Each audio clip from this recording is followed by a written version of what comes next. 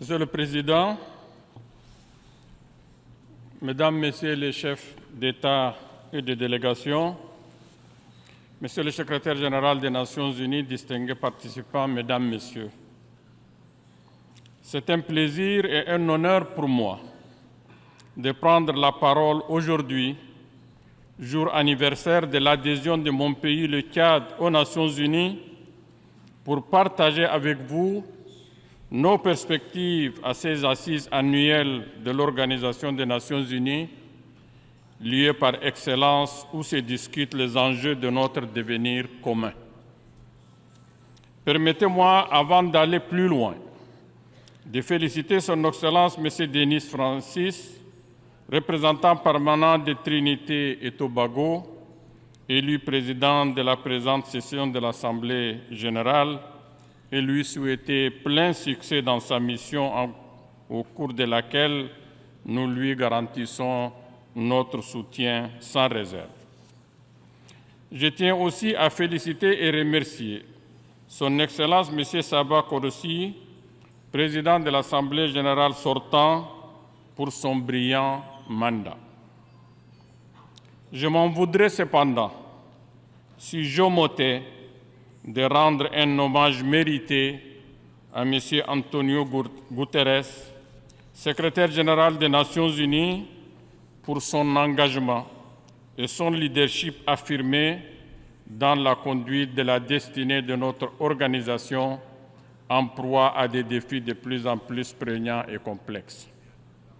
Distingués invités, Mesdames, Messieurs, notre rêve commun de bâtir un monde stable et paisible où doivent s'épanouir les générations actuelles et futures s'effrite au fil des ans. L'espoir d'une vie meilleure et accomplie que nous appelons tous de nos vœux cède de plus en plus le pas à l'angoisse et à l'incertitude.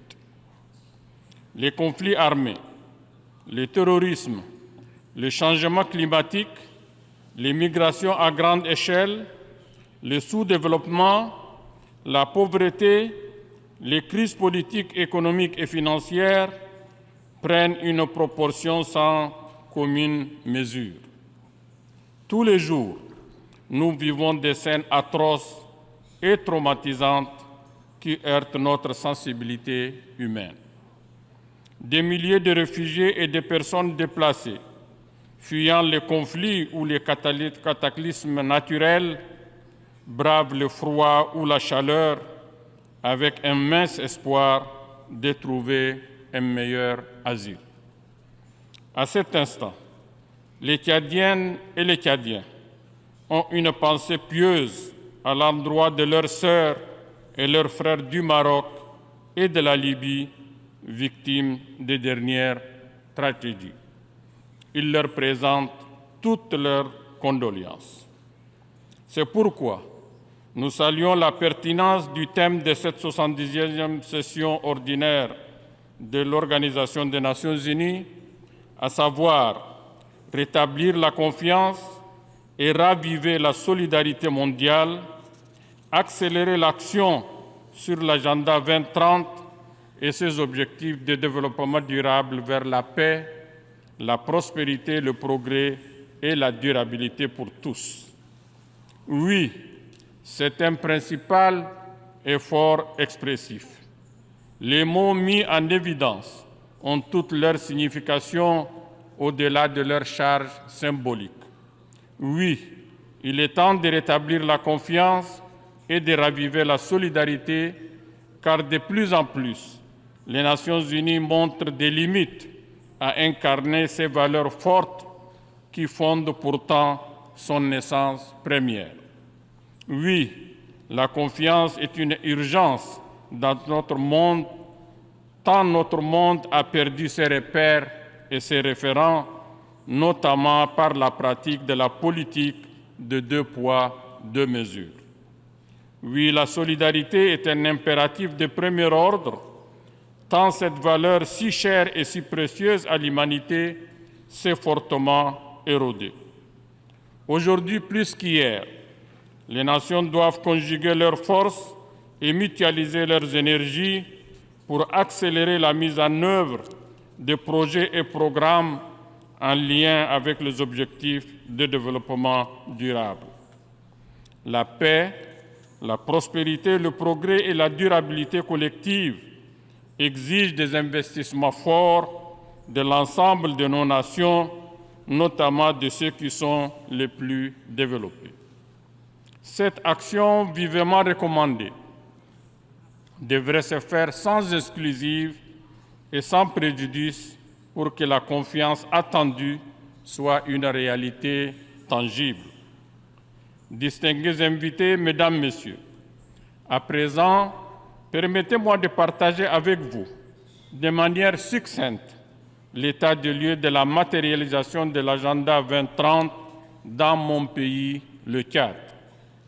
En effet, dès l'adoption en septembre 2015 du programme, le gouvernement du Tchad s'est engagé à opérationnaliser les 17 objectifs du développement durable qui en découlent. Cet engagement est conforté par la pertinence des ODD au regard du contexte et des défis de développement au Tchad, notamment dans tous les domaines cibles des ODD qui sont le développement du capital humain, la réduction de la pauvreté et l'amélioration des conditions de vie de la population, la gestion durable de l'environnement et la consolidation de la paix et de la stabilité.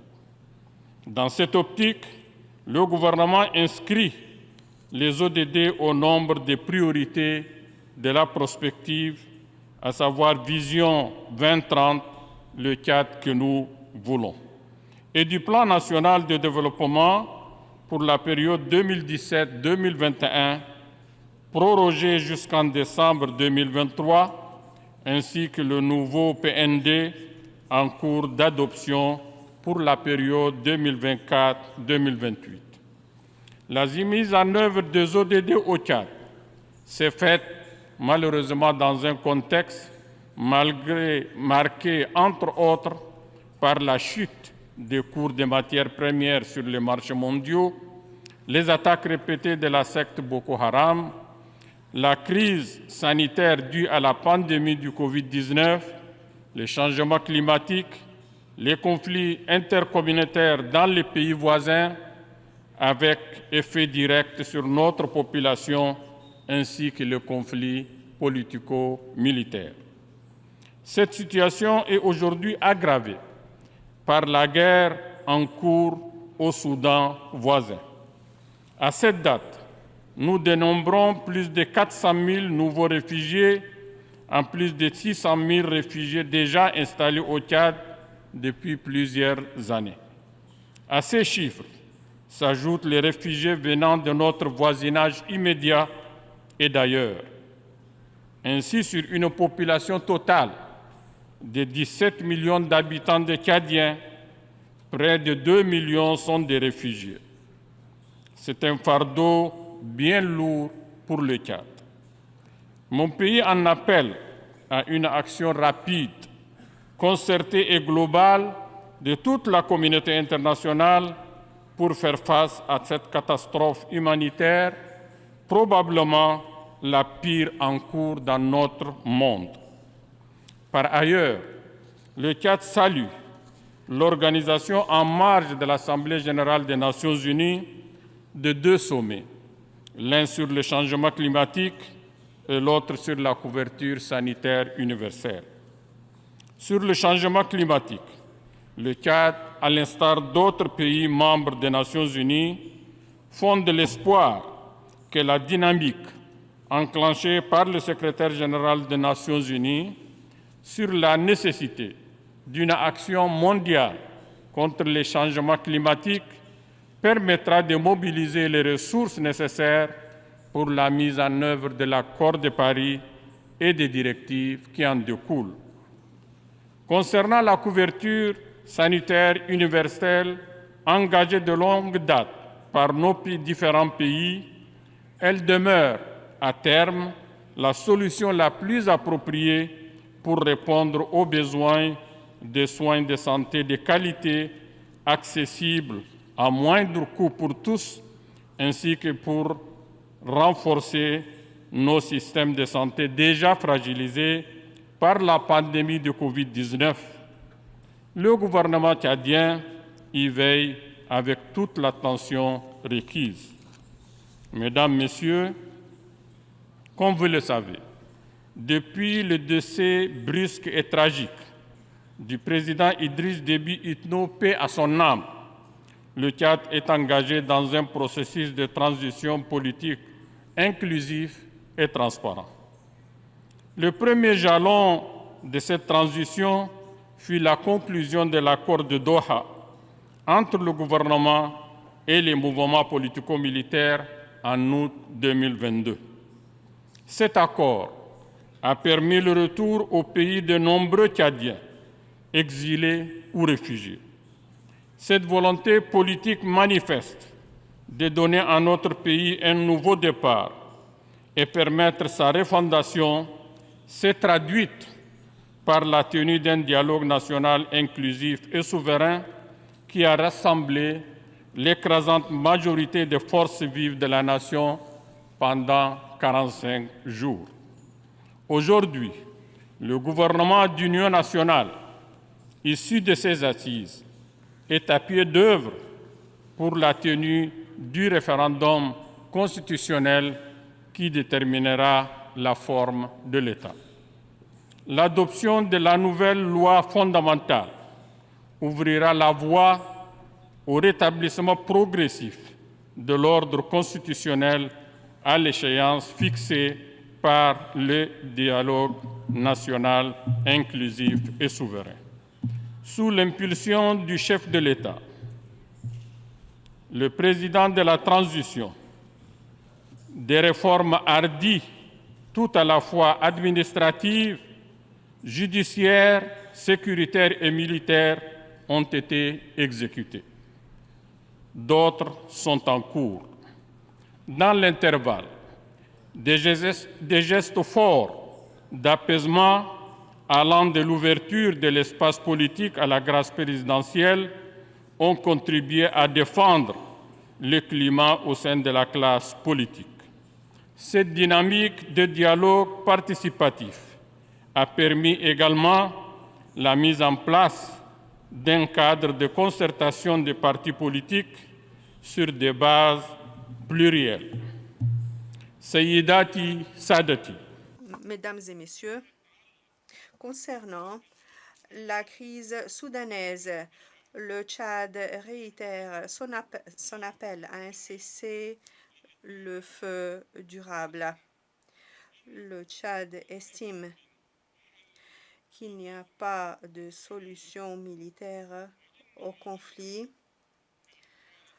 mais la solution réside dans le dialogue entre nos frères soudanais.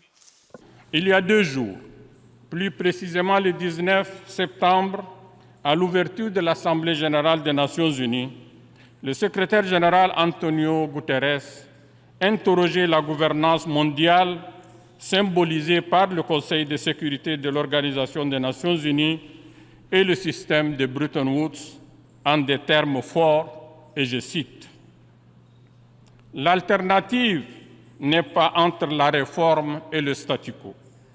L'alternative est entre la réforme et une fragmentation encore plus grande. C'est la réforme ou c'est la rupture. » Fin de citation.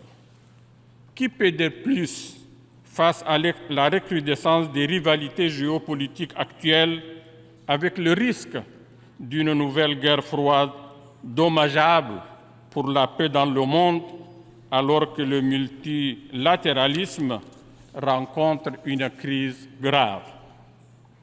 Face à cette dure réalité, le Tchad souscrit à l'appel à la réforme du Conseil de sécurité des Nations unies, tel que reflété dans la position commune africaine connue sous l'appellation du consensus des îles Unies et de la déclaration de Sirte.